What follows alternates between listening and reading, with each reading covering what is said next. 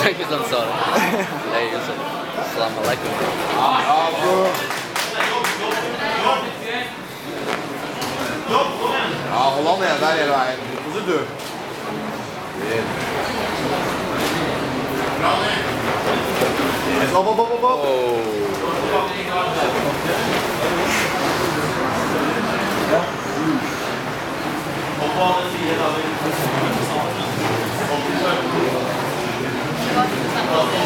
Opp. Grip albuen. Trekk albuen ut.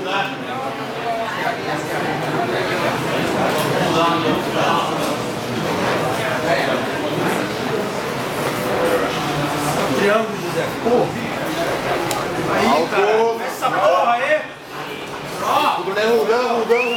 Kontroller hodet hans.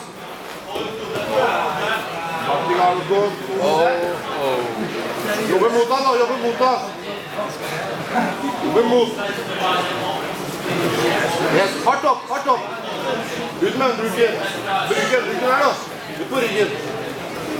Det er ingenting hjemme. Oi. Spar med.